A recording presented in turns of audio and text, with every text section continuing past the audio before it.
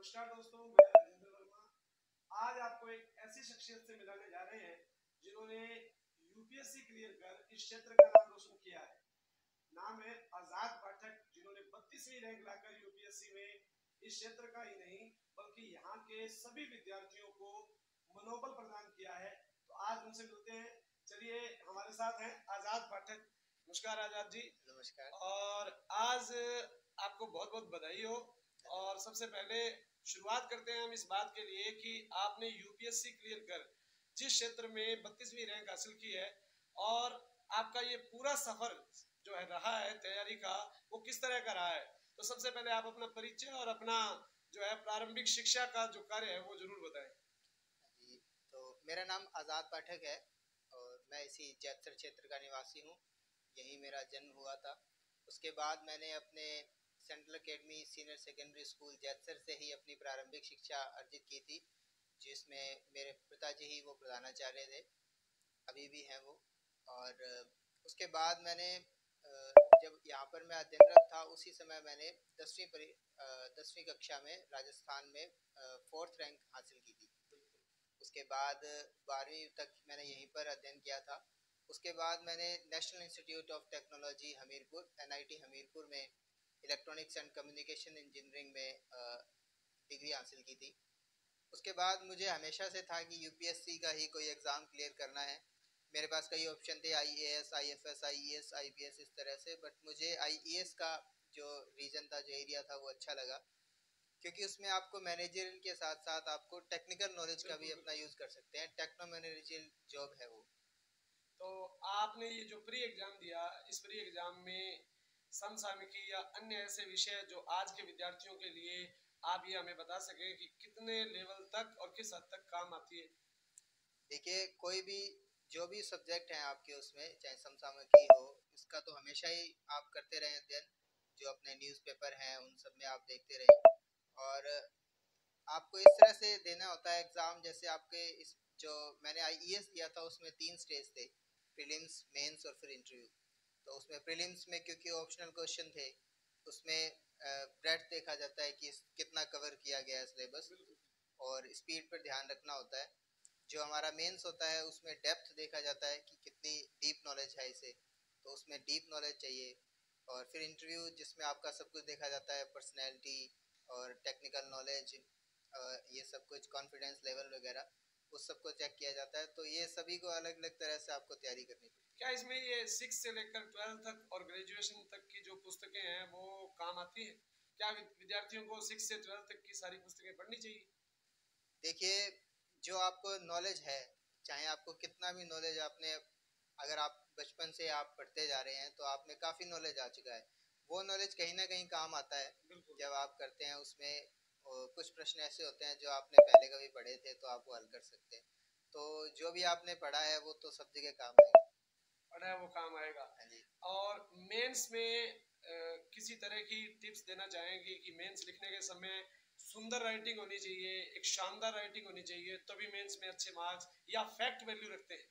नहीं, ऐसा राइटिंग का तो इतना कुछ नहीं होता। जो आपने लिखा है बस वो जो चेक कर रहा है उसे वो समझ आना चाहिए। बिल्कुल बिल्कुल। अगर आप अपना वो कर्व बनाने में, पेंटिंग करने में ज़्यादा टाइम खराब कर रहे हैं तो वो तो बिल्कुल ही गलत है। आप बस जो आप फैक्ट है, जो आपको पता है यही है उत्तर, वो आप उत्तर दीजिए। उसको समझ आना चाहिए कि इसने ये लिखा है, उसे भी अच्छा लगता है कि चलो इसने ये मेंशन किया है, तो नंबर उसी हिसाब से आते हैं। राइटिंग का इतना मतलब कोई रिक्वायरमेंट नहीं होता। हमें पता लगा है कि आप यूपीएससी देते समय किसी जॉब में भी थे, हाँ जी। और जॉब के साथ साथ आपने यूपीएससी क्लियर किया है। हाँ जी। क्या किस जॉब पर हैं आप? अभी मैं वर्तमान में ministry of electronics and information technology में साइंटिस्ट पोस्ट पर हूँ, ग्रुप ए पोस्ट पर। और जब मैंने इसको एग्ज़ाम दिया था 2022 का, तब मैं एयरपोर्ट अथॉरिटी ऑफ इंडिया में ATC ऑफिसर पोस्ट पे था। और लेकिन मुझे इतनी दिक्कत नहीं हुई क्योंकि मैंने पहले से ही नॉलेज कर रखा था, डीप नॉलेज थी। पहले से और अध्ययन कर रखा था, हाँ जी। सारे विषय लगभग पहले से हाँ एक जी। बार निकाल रखे थे, हाँ जी। और रिवीजन धीरे धीरे साथ साथ में चलती रही हाँ जी, आपकी। तो वो साथ साथ करता गया मैं इस तरह से। तो मतलब पहले से अपने को पूरा एक बार ढंग से अगर सिलेबस कवर कर लिया जाए, हाँ जी। तो आप किसी भी जॉब में रहते हुए, रिवीजन करते हुए, थोड़ा हाँ जी। थोड़ी रेगुलर स्टडी करते हुए हाँ जी। अपनी अचीवमेंट प्राप्त कर सकते हैं। बिल्कुल। इंटरव्यू के बारे में कुछ बताएंगे कि ऐसा कोई खास फैक्ट जिसमें इंटरव्यू का कोई किस्सा हो, या विद्यार्थियों को इंटरव्यू में विशेष ध्यान ये रखना चाहिए? इंटरव्यू में सबसे तो यही इम्पोर्टेंट होता है कि आप अच्छा दिख रहे हैं वहाँ पे, एक ऑफिसर के इस तरह से आप दिख रहे हैं, बिल्कुल वैसा जरूरी होता है। जैसे जब मेरा इंटरव्यू था उस समय मुझे ये ध्यान है कि उन्होंने जब मैंने बोला कि I am from Shri Ganganagar district of Rajasthan, तो उन्होंने ऐसे क्वेश्चन किया कि आपने ये श्री गंगानगर, उस साइड हम देखते हैं श्री वगैरह बहुत लगाते हैं, क्या श्री रीजन है शब्द का इसका? प्रयोग होता है। हाँ जी। तो मैंने उन्हें बताया कि हमारा जो ये क्षेत्र था इसमें इतना पानी वगैरह नहीं था, काफी रेगिस्तानी क्षेत्र था उस समय। हमारे जो महाराजा गंगा सिंह थे वो ये नहर लेकर आए थे। बीकानेर रियासत के। हाँ जी, वो ये नहर लेकर आए थे, इस वजह से इसे श्री गंगानगर माना जाता है। तो मतलब जहाँ का विद्यार्थी है उसके आसपास के वातावरण का बेसिक ज्ञान होना बहुत जरूरी है। हाँ जी, वो भी जरूरी ये है। अपने इलाके का ज्ञान होना जरूरी है, अपने क्षेत्र का नाम, अपने स्कूल का नाम, ये चीजें बड़ी मायने रखती हैं। हाँ जी। आप आज जो परीक्षा होने जा रही है राजस्थान में, आरएस प्री की अभी हाल ही में परीक्षा होने जा रही है, उन विद्यार्थियों को कोई टिप्स देना चाहेंगे कि किस स्किल से काम करें और 1 महीने के अंदर आपका जो समय पड़ा है उसमें आप इतना बेहतरीन कर सकते हैं? देखिए उसमें यही है कि क्योंकि वहाँ पर ऑप्शनल क्वेश्चन होंगे, ऑप्शन होंगे आपके पास, आपको अच्छे अटेम्प्ट करने हैं। ये नहीं है कि आप कम अटेम्प्ट करें, अटेम्प्ट अच्छे करें, बट ये भी देखें कि आप नेगेटिव ना कर दें ज़्यादा। बिल्कुल नेगेटिव नहीं करना, हाँ जितने जी। आ रहे हैं हाँ उतने जी, रिस्क कम लेनी है आरएस रिस्क कम प्री लेनी में। है, लेकिन ये भी नहीं है कि आप इतना भी रिस्क नहीं ले रहे कि आप ऐसे क्वालिफाई कर पाए। इसके साथ साथ हमारे राजस्थान में एक खास बात ये हो गई है कि अभी ओएमआर शीट में आपको 5 ऑप्शन देखने को मिलेंगे। 4 ऑप्शन आपके लिए होंगे और पांचवा अगर अटेम्प्ट नहीं करते हैं तो पांचवे पे गोला काला करना होगा। और ये अगर गोला काला नहीं करते या उसको मार्क नहीं करते तो वो नेगेटिव में माना जाएगा। अभी हाल ही में राजस्थान में ऐसा हो रहा है। तो आप इंटरव्यू से प्री से लेकर इंटरव्यू तक और ये सारी जर्नी शुरू से प्रतिभावान रहे हैं।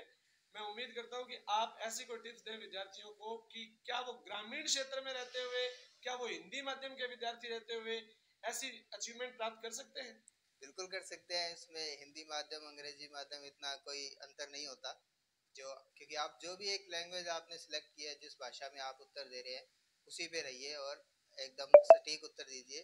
नहीं, तो एक विद्यार्थियों के दिमाग में मनोबल रहता है कि हम तो ग्रामीण क्षेत्र से पढ़े हैं, हमारा तो बेसिक हिंदी मीडियम का रहा है, वो इंग्लिश मीडियम का रहा है। ऐसा क्या हिंदी मीडियम का सामान्य विद्यार्थी इस यूपीएससी तक पहुंचने के लिए आपकी अचीवमेंट को देखकर इस क्षेत्र के बहुत से विद्यार्थी जो है इस उपलब्धि को पाने का प्रयास करेंगे और आपकी वजह से मोटिवेट होंगे। तो उन विद्यार्थियों के लिए संदेश की आप तैयारी कीजिए और आप अंतिम सीमा तक पहुंच सकते हैं। हाँ जी, क्योंकि मैं खुद एक हिंदी माध्यम का ही छात्र था, जी जी। आपको भी पता है। तो इसमें इतना नहीं है, अगर आप में जज्बा है कि आपको ये क्लियर करना है तो आप जैसे जैसे आप पढ़ेंगे, क्योंकि आपको नॉलेज होगी, जब आपको टेक्निकल नॉलेज है तो आप कैसे उत्तर दे रहे हैं, इंग्लिश में उत्तर दे रहे हैं आप उसमें कुछ बता रहे हैं, अगर आप वो चीज़ बता पा रहे हैं तो उसको भी पता है कि चलो ये हिंदी मीडियम का है लेकिन इसने तब भी आंसर दिया, तो वो काफ़ी खुश होते हैं इस चीज़ से। तो ऐसा कुछ नहीं है कि लैंग्वेज बैरियर होता है। आप अगर हिंदी है या इंग्लिश मीडियम किसी भी मीडियम से हैं, आपको किसी भी एक लैंग्वेज में अगर आप समझ सकते हैं तो आप आराम से आगे जा सकते हैं। घर पर पढ़ना और एक किसी कोचिंग इंस्टीट्यूट में पढ़ना या सेल्फ और कोचिंग में कोई अंतर समझते हैं आप? देखिए अंतर तो होता है, लेकिन एट द एंड अंत में आपको बस आना चाहिए, नॉलेज होनी चाहिए, चाहे आपने वो कोचिंग से ली है या आपने घर बैठ के ली है। क्योंकि हम कोचिंग में जाते हैं तो उनको पहले से काफ़ी नॉलेज होती है, वो हमें हेल्प कर सकते हैं कि सर इसमें ये दिक्कत है, तो वो उसमें थोड़ा हमें हेल्प भी कर सकते हैं। हाँ, कोचिंग हेल्पफुल रहती है हाँ करने जी। के लिए। और अगर जो टेस्ट सीरीज है वो तो सबसे ज़्यादा इम्पोर्टेंट होती है। प्रैक्टिस सेट सबसे प्रैक्टिस महत्वपूर्ण सबसे है इम्पोर्टेंट और है। आप किसी टॉपिक को कितना विश्लेषित कर पाते हैं ये बहुत ज्यादा जरूरी है। हाँ जी। तो आपने प्रैक्टिस सेट बहुत किए होंगे, हाँ प्रैक्टिस जी। बहुत की होगी। हाँ जी, मैंने एक इंस्टीट्यूट नहीं, मैं मतलब 2-3 इंस्टीट्यूट थे उनसे लेता था और काफ़ी उनके टेस्ट होते थे। क्योंकि जितना हम टेस्ट सॉल्व करते हैं, प्रैक्टिस सेट करते हैं, जितनी प्रैक्टिस करते हैं उतना ही पता पड़ता है कि कितनी हमारी प्रिपरेशन हुई है। बिल्कुल बिल्कुल, बहुत बहुत धन्यवाद आपका। Thank you. और आप विद्यार्थियों के लिए इस क्षेत्र के एक बहुत ही मोटिवेशनल पर्सन बने हैं। आपको आपके जीवन के लिए ढेर सारी शुभकामनाएं। तो विद्यार्थियों, अगर आप भी ऐसे किसी स्टूडेंट या किसी सफल व्यक्ति की कहानी जानते हैं, तो उसका इंटरव्यू जानना चाहते हैं, उसकी सफलता की और संघर्ष की कहानी जानना चाहते हैं, तो मुझे कमेंट बॉक्स में उसका नाम जरूर लिखकर भेजें। हम प्रयास करेंगे कि आपके लिए उनका इंटरव्यू करवाएं। धन्यवाद।